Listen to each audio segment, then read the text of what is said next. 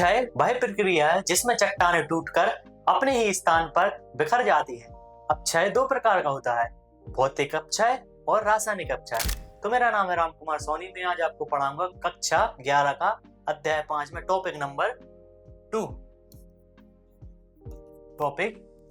इसमें अपन देखेंगे कि अपक्षय क्या है, अपक्षय के प्रकार क्या है, भौतिक अपक्षय क्या है, रासायनिक अपक्षय है, अपक्षय को कौन कौन से कारक प्रभावित करते हैं, इसकी विस्तृत व्याख्या अपन इस टॉपिक में देखेंगे। अपक्षय के प्रकार, सबसे पहले तो ये पता होना चाहिए कि अपक्षय क्या है। तो अपक्षय मतलब होता है किसी भी चट्टान का अपने ही स्थान पर टूट जाना अपक्षय कहते हैं। अब अपक्षय दो प्रकार का होता है, पहला है रासायनिक अपक्षय और दूसरा है भौतिक अपक्षय। तो नाम से ही प्रतीत होता है कि भौतिक अपक्षय मतलब सूर्य ताप की उपस्थिति में होने वाला अपक्षय। और इस प्रकार देखते हैं रासायनिक अपक्षय। रासायनिक मतलब क्या होता है कि जहां पर भी पानी होगा वहां पर रासायनिक प्रक्रियाएं लागू हो जाएंगी। तो जल की उपस्थिति में होने वाला अपक्षय। लेकिन अपन अपक्षय में एक बात महत्वपूर्ण तरीके से याद रखते हैं कि अपक्षय चट्टानों का अपने ही स्थान पर टूटना ही अपक्षय है। अपक्षय में किसी भी प्रकार से जो कि मलबा है उसका स्थानांतरण या उसका परिवहन नहीं होता। यदि उसका परिवहन या स्थानांतरण हो जाए तो अपन उसको अपर्दन और निक्षेपण की कैटेगरी में डालेंगे। अपक्षय सिर्फ चट्टानों का, जैसे कि ये कोई चट्टान है, यह चट्टान टूट टूट कर अपने ही स्थान पर यहां पर बिखर गई, तो इस पूरी प्रक्रिया को अपन कहेंगे अपक्षय। यदि जल के द्वारा, हिमानी के द्वारा या वायु के द्वारा या भूमिगत जल के द्वारा या सागरीय जल के द्वारा, महासागरीय जल के द्वारा इस मलबे को एक स्थान से दूसरे स्थान पर यदि बहा लिया जाए तो इसको कहेंगे अपन अपर्दन। और यह मलबा किसी भी गड्ढा में जाकर निक्षेपित हो जाए तो इसको कहेंगे कि निक्षेपण या डिपोजिशन।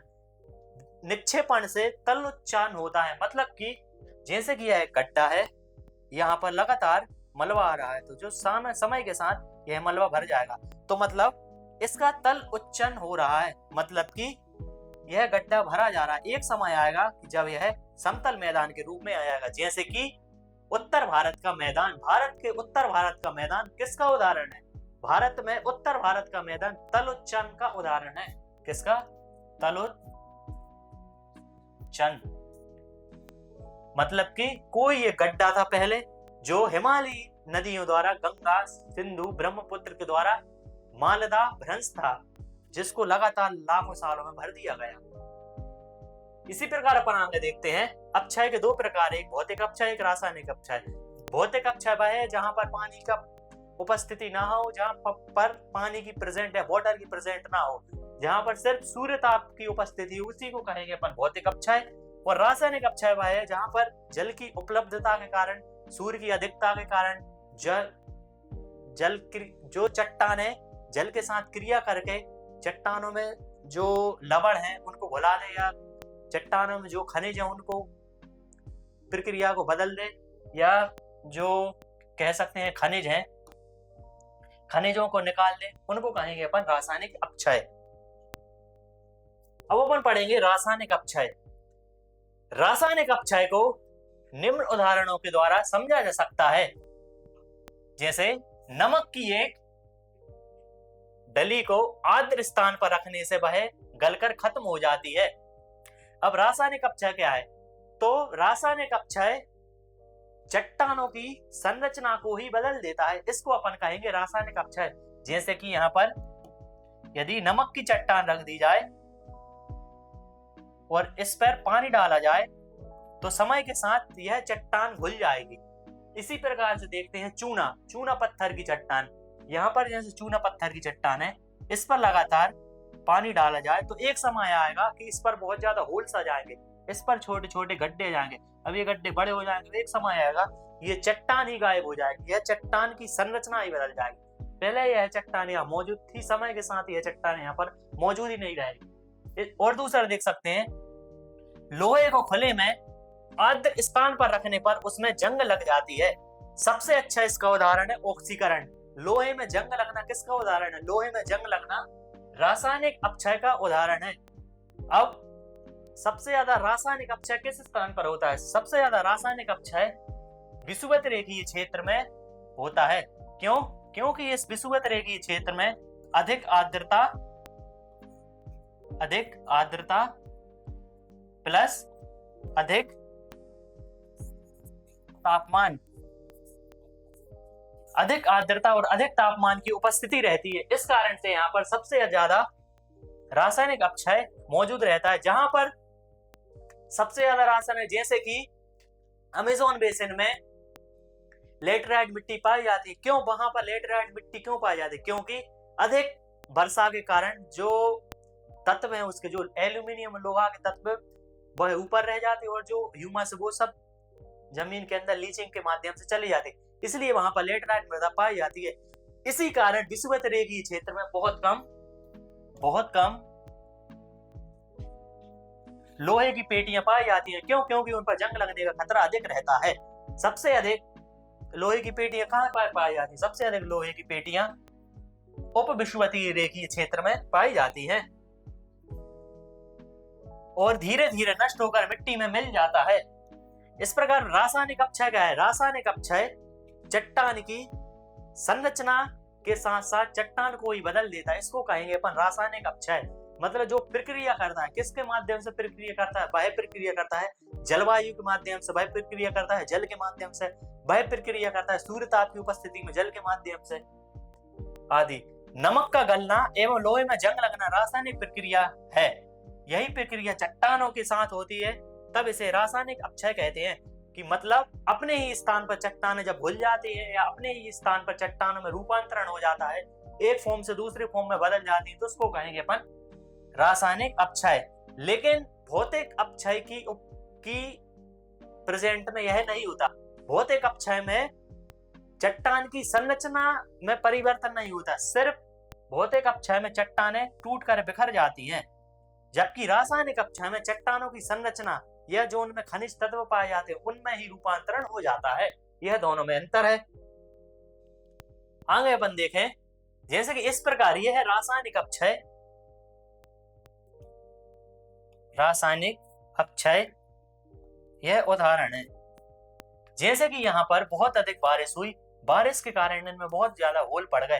अब इनमें जो खनिज तत्व थे, खनिज तत्व सब बाहर निकल गए, तो अब इनमें यह सिर्फ गड्ढे ही रह गए। इस प्रकार से यह देखा जाए कि यह कोई एक चट्टान थी, अब यह चट्टान की पूरी संरचना ही बदल गई। अब यह चट्टान कैसे हुए?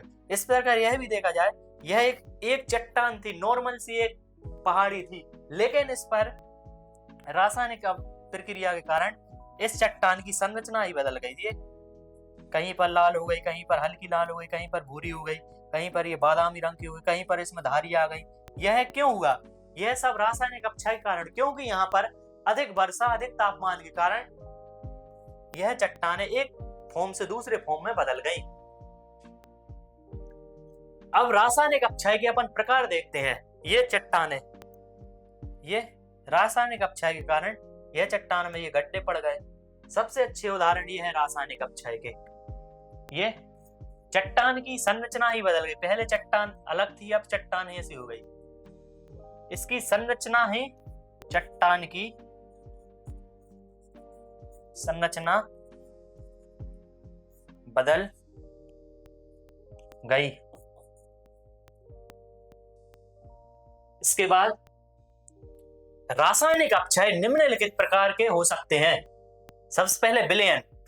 विलयन मतलब होता है कि किसी भी, विलयन मतलब एक साधारण से समझ सकते हैं कि जैसे कि पानी के गिलास में, यह पानी का गिलास है, इसमें ये नमक के कण डाल दिए, पानी के गिलास में यह नमक के कण डाल दिए, मतलब घुल जाना, किसी भी तत्व का पानी में घुल जाना, उसी को कहते हैं विलयन। इस प्रकार अपन यह देखते हैं कि विलयन, चट्टानों में मौजूद कई प्रकार के खनिज घुल जाते हैं। जैसे कि यहाँ पर कई प्रकार के यहाँ पर खनिज थे, लेकिन पानी की अधिकता के कारण यह खनिज घुल गए, घुलकर ये बाहर निकल गए, तो यह चट्टान ऐसी बन गई, खोखली टाइप की बन गई। इस प्रकार अपन देखते हैं चट्टानों में मौजूद कई प्रकार के खनिज घुल जाते हैं, जैसे नाइट्रेट, सल्फेट एवं पोटेशियम, और इसमें अपन कह दो सोडियम, नाइट्रेट, अमोनिया, इस प्रकार के बहुत अधिक खनिज घुल जाते हैं। जब यह खनिज घुल जाएंगे तो चट्टान कैसी खोखली बन जाएगी। इस तरह अधिक वर्षा वाले क्षेत्रों में, जैसा कि मैंने बताया कि सबसे अधिक अपक्षय, रासायनिक अपक्षय कहां पर होता है? सबसे अधिक रासायनिक अपक्षय विषुवत रेखीय क्षेत्र में पाया जाता है। क्यों? क्योंकि यहाँ पर अधिक वर्षा और अधिक तापमान के कारण इस वाले एरिया में सबसे अधिक रासायनिक अपक्षय की प्रक्रिया रहती है। वर्षा वाले क्षेत्रों तथा आर्द्र जलवायु में ऐसे खनिजों से युक्त सेल अपक्षयित हो जाती हैं। इसका सबसे अच्छा उदाहरण है यूगो सलाविया वाला क्षेत्र। यहां पर बहुत अधिक मात्रा में अवसादी चट्टानें पाई जाती थी, जिन पर लगातार अधिक वर्षा के कारण यह चट्टानें इस अवस्था में हो गई। एक बात और इसमें देखा जा सकता है,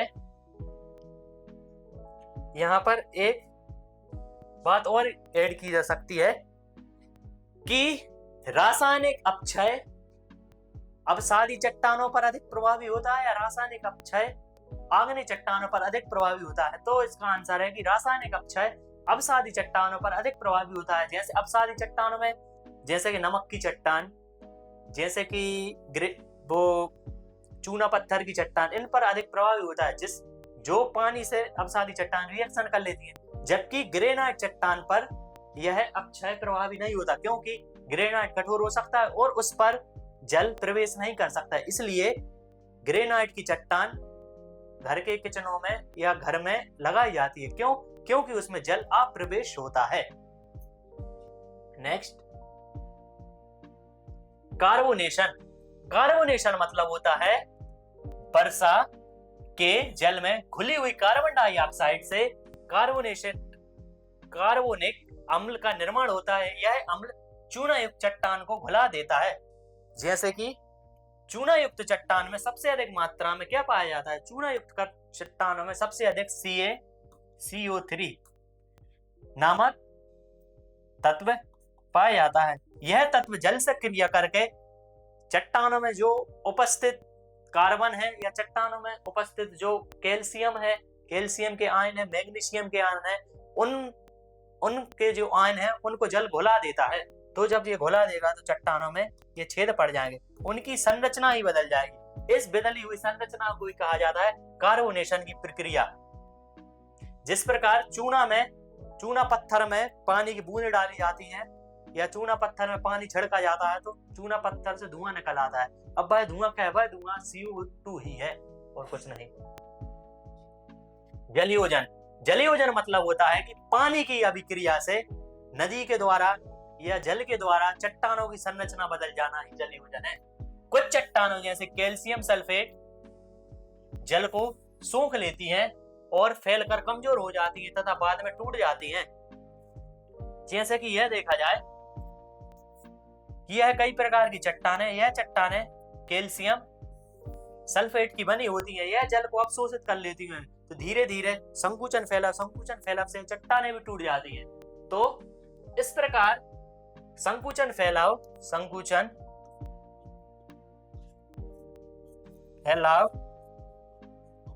से चट्टानें टूट जाती हैं। और ऑक्सीकरण सबसे महत्वपूर्ण क्रिया है। ऑक्सीकरण, जैसा कि मैंने बताया कि ऑक्सीकरण और इसके बाद ऑक्सीकरण है, जलीयोजन है, कार्बोनेशीकरण है और रासायनिक अभिक्रिया में यह है विलयन है। यह सब क्रिया रासायनिक अभिक्रिया है। इनमें सबसे महत्वपूर्ण क्रिया है ऑक्सीकरण। अब ऑक्सीकरण क्या है? ऑक्सीकरण मतलब यह है कि ऑक्सीजन की उपस्थिति में जो चट्टानों में जो खनिज हैं उन खनिजों का घुल जाना ही क्या है? ऑक्सीकरण। अब ऑक्सीकरण सबसे ज्यादा ऑक्सीजन किस में पाई जाती है? सबसे ज्यादा ऑक्सीजन पाई जाती है H2O मतलब जल में। जहां पर जल की उपस्थिति अधिक होगी तो उस जल की उपस्थिति के कारण चट्टानों में ऑक्सीकरण होगा। उस ऑक्सीकरण से चट्टानी की संरचना बदल जाएगी। लोहे पर जंग लगना ऑक्सीकरण का अच्छा उदाहरण है। जैसे कि मैंने बताया, चट्टानों के ऑक्सीकरण गैस के संपर्क में आने से यह प्रक्रिया होती है और यह प्रक्रिया वायुमंडल एवं ऑक्सीजन युक्त जल के मिलने से होती है। जैसे कि मैंने बताया कि विषुवद्रेखीय क्षेत्र में सबसे अधिक ऑक्सीकरण, सबसे अधिक रासायनिक अभिक्रिया होती है। क्यों? क्योंकि वहां पर सबसे अधिक जल की उपस्थिति पाई जाती है। इस कारण से वहां पर सबसे अधिक रासायनिक क्रिया होती है। यह सब प्रक्रिया है रासायनिक प्रक्रिया। अब अपन देखेंगे भौतिक प्रक्रिया। भौतिक अपक्षय क्या है? भौतिक अपक्षय मतलब जहां पर जल की उपस्थिति नहीं होगी वहां पर क्या होगा? भौतिक अपक्षय। जहां पर जल की उपस्थिति होगी वहां पर क्या होगा? रासायनिक अपक्षय। भौतिक अपक्षय सूर्य ताप की उपस्थिति के कारण चट्टानों का टूट जाना। जैसे कि यह मरुस्थलीय क्षेत्र अधिक सूर्यताप है, अधिक सूर्यताप की उपस्थिति के कारण चट्टानों का टूट जाना, यही क्या है? भौतिक अपक्षय। इसको देखते हैं। भौतिक अपक्षय के कारण चट्टानें छोटे छोटे टुकड़ों में टूट जाती हैं, जिसके लिए गुरुत्वाकर्षण बल, तापमान में परिवर्तन, शुष्क परिस्थितियां का अदल बदल कर आना जैसे कारक जिम्मेदार हैं। अब सबसे महत्वपूर्ण बात है कि भौतिक अपक्षय कैसे होता है। तो भौतिक अपक्षय सूर्य ताप की उपस्थिति में होता है। जैसे कि ये कोई मरुस्थल एरिया है, यहाँ पर यह कोई चट्टान है। अब इस मरुस्थल एरिया में जैसा कि मैंने बताया कि भौतिक अपक्षय में सबसे महत्वपूर्ण प्रक्रिया कौन सी होती है? भौतिक अपक्षय में सबसे महत्वपूर्ण प्रक्रिया होती है संकुचन और फैलाव की प्रक्रिया। यहाँ पर दिन के समय सूर्य ताप की किरणें बहुत आ जाती है, तो यह जो ऊपर वाली चट्टान है यह बहुत ज्यादा गर्म हो जाती है, जबकि कंपैरेटिव यह चट्टान कम गर्म होती है। यह अधिक गर्म, यह कम गर्म, और रात में यह अधिक ठंडी हो जाती है, कम ठंडी। तो इस विरोधाभास के कारण, इस चट्टानों की इस प्रकार की चालकता के कारण, इस प्रकार की विरोधाभास के कारण चट्टानें आपस में चटक जाती हैं या चट्टानें आपस में ये दो चट्टानों से अलग हो जाती हैं। तो इस प्रकार अपन देखते हैं कि भौतिक अपक्षय के कारण चट्टानें छोटे छोटे टुकड़ों में टूट जाती हैं, जिसके लिए अब ये गुरुत्वाकर्षण बल किस प्रकार से जिम्मेदार है? गुरुत्वाकर्षण बल इस चट्टान के लिए किस प्रकार से जिम्मेदार है? अब इस प्रकार से जिम्मेदार है, जब ये चट्टानें टूटी तो चट्टानें टूट कर यह नीचे गिरेंगी धरातल पर। अब ये धरातल पर चट्टानों को खींच रहा है, तो यहाँ छोटी सी भी चट्टान टूटी तो यहाँ जाकर यहाँ जमा हो जाएगी। इस प्रकार गुरुत्वाकर्षण बल सबसे महत्वपूर्ण भूमिका अदा करता है कि चट्टानों को नीचे जमीन पर खींचता है, रॉक्स को जमीन पर खींचता है। तापमान में परिवर्तनशीलता, दिन में मरुस्थलों में अधिक तापमान, रात में बहुत कम तापमान का होना, इस तापमान के विरोधाभास के कारण चट्टानें चटक जाती हैं। शुष्क जलवायु, मरुस्थलीय क्षेत्र शुष्क जलवायु जहां पर पानी की अनुपस्थिति होती है, परिस्थितियों का अदल बदल कर आना भी भौतिक अपक्षय के लिए जिम्मेदार है। अब अपन यह देखेंगे कार्बोनेशन की प्रक्रिया क्या है। अब भौतिक अपक्षय के प्रकार कि भौतिक अपक्षय किस किस प्रकार से होता है।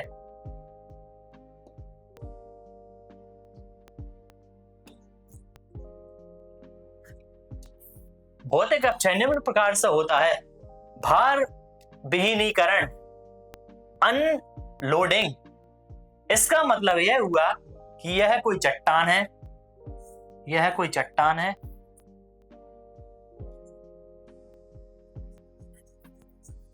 यह कोई चट्टान है। इस चट्टान पर, इस चट्टान के ऊपर यह भी एक चट्टान मौजूद है।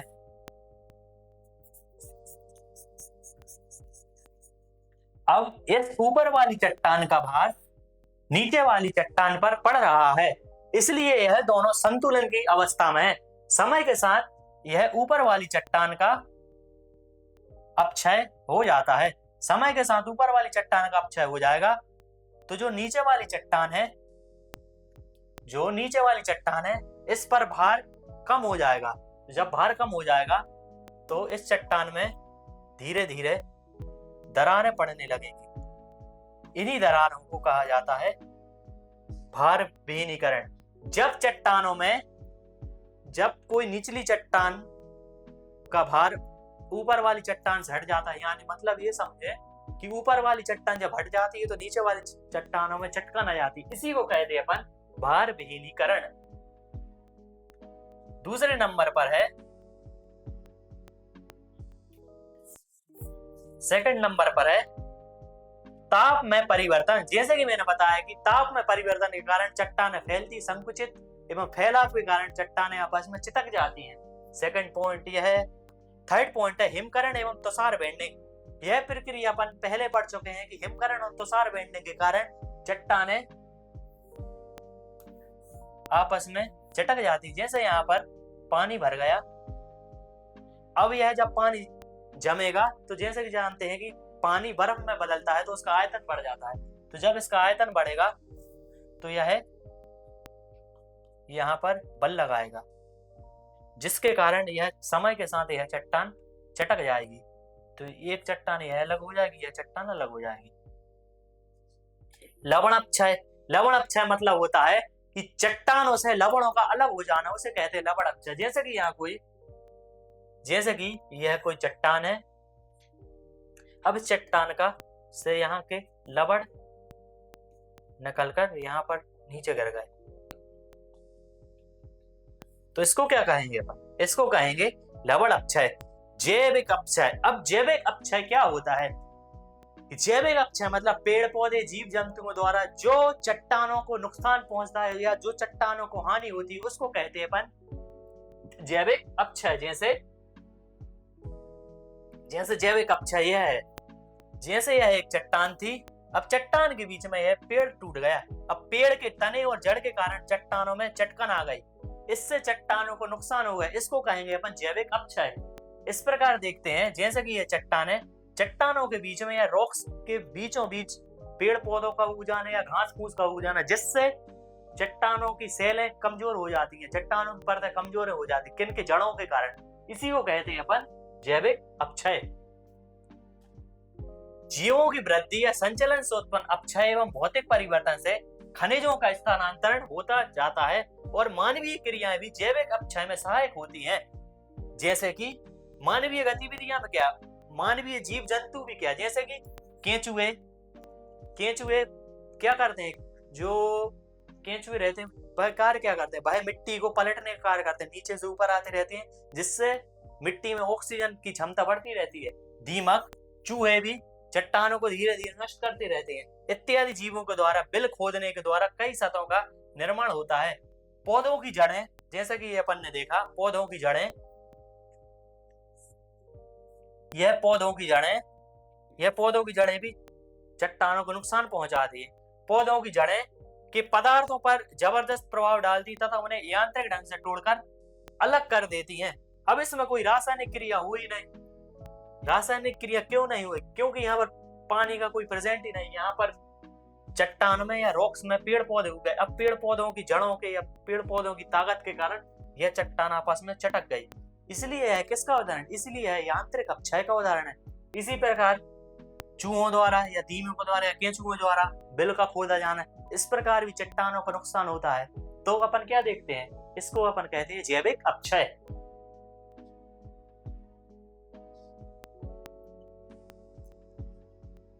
अब देखते हैं अपन अपक्षय प्रक्रिया का महत्व। अब अपक्षय का क्या महत्व है? कुछ अपक्षय प्रक्रिया का अच्छा महत्व है और कुछ अपक्षय प्रक्रिया का गलत महत्व है। अब अपक्षय से क्या महत्व है? सबसे पहला महत्व है कि प्राकृतिक रूप से अपक्षय होने से मनुष्य को संसाधनों की प्राप्ति होती है। जैसे कि यह कोई चट्टान है, अब चट्टान में प्राकृतिक रूप से अपक्षय हुआ तो जो बहुमूल्य खनिज हैं, ये बहुमूल्य खनिज बाहर आकर एकत्रित हो गए, जिससे मनुष्य को बहुमूल्य खनिजों की प्राप्ति हो गई। इस प्रकार अपन देखते हैं चट्टानें छोटे छोटे टुकड़ों में बदलकर मृदा के निर्माण में सहायक होती हैं। अब अपन यह भी देखते हैं कि समय के साथ यह चट्टान पूरी घुलकर एक परत के रूप में बिछ गई। अब यह परत का निर्माण हो गया। अब यहाँ पर जो कंकड़ पत्थर या जो चट्टानों के छोटे छोटे टुकड़े आए, इन पर जैविक रासायनिक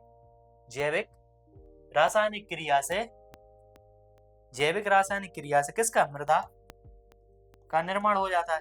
इसी प्रकार और देखते हैं, इसी प्रकार मानव को भी बहुमूल्य खनिजों की प्राप्ति हो जाती है चट्टानों के अपक्षय अपने आप टूट जाने से। अपक्षय चट्टान मूल्यवान खनिज जैसे लोहा, मैंगनीज, तांबा आदि के संकेंद्रण में सहायक होता है। जैसा कि मैंने बताया, यह कोई चट्टान है, इस चट्टान में यह बहुमूल्य खनिज पाए जाते हैं। अब समय के साथ इसका अपक्षय हुआ, यह बहुमूल्य खनिज नकल टूटकर ये बाहर आ गए, नीचे गिर गए, तो इनको मानव ने जाकर संग्रहण कर लिया। तो मानव की जीविका पर अपक्षय का बहुत ही बड़ा प्रभाव है। अपक्षय के कारण अन्य पदार्थों का निक्षालन हो जाता है। निक्षालन मतलब होता है कि किसी भी तत्व का अपने स्थान से टूटकर बाहर आ जाना, इसको कहते हैं निक्षालन। जैसे कि सबसे अधिक निक्षालन किस प्रकार की मिट्टी में होता है? सबसे अधिक निक्षालन लेटराइट मिट्टी में होता है। जैसे कि ये पृथ्वी है, यह विषुवत रेखीय क्षेत्र है, तो विषुवत रेखीय इस क्षेत्र में सबसे अधिक निक्षालित मिट्टी पाई जाती है, क्योंकि अधिक वर्षा के कारण जो है मिट्टी के तत्व हैं, ये सब घुलकर ह्यूमस घुलकर जमीन के नीचे चली जाती है। यहाँ पर सिर्फ मोटे मोटे तत्व ही रह जाते हैं, यहाँ पर सिर्फ एल्यूमिनियम की पेटियां ही रह जाती हैं, एल्यूमिनियम रह जाएगा, तांबा रह जाएगा। तो इस प्रकार से अपक्षय के कारण से बहुत अधिक संसाधनों की प्राप्ति हो जाती है। इसी प्रकार से भारत में देखा जाए तो भारत में झारखंड में एक स्थान है लोहरदगा, वहां पर चट्टानों का इतना अधिक अपक्षय हुआ कि वहां पर इस प्रकार एल्यूमिनियम की टोपियां पाई जाती हैं लोहरदगा नामक स्थान पर। तो यहाँ पर मनुष्य जाकर इस एरिया को खोदकर एल्यूमिनियम प्राप्त कर लेता। तो इस प्रकार अपन देखते हैं कि अपक्षय मानव संसाधन के लिए कितना महत्वपूर्ण है। मानव की आर्थिक गतिविधियों के लिए अपक्षय बहुत ही महत्वपूर्ण है। निक्षालन हो जाता है और वे स्थानांतरित हो जाते हैं और खनिज एक जगह ही इकट्ठित हो जाते हैं। ये जब एक जगह खनिज इकट्ठा हो जाएगा तो मनुष्य के संकेंद्रण के लिए बहुत आसान रहेगा। इस प्रकार अपन देखते हैं कि भौतिक अपक्षय या अपक्षय न केवल मनुष्य के जीविका के लिए आवश्यक है, बल्कि प्राकृतिक कारण के लिए पृथ्वी के संतुलन को बनाए रखने के लिए भी अपक्षय बहुत ही आवश्यक है। इसी प्रकार की डेप्थ में क्लास को पढ़ने के लिए और डेप्थ में पढ़ने के लिए अभी प्ले स्टोर से हमारे ट्यूकी एजुकेशन के ऐप को डाउनलोड करो और अपनी तैयारी को अभी सुनिश्चित करें। और यदि वीडियो पसंद आए तो वीडियो पर लाइक, वीडियो पर कमेंट और चैनल को जरूर सब्सक्राइब करें और हमें बताएं कि और हम आपके लिए क्या बेहतर कर सकते हैं। Thank you.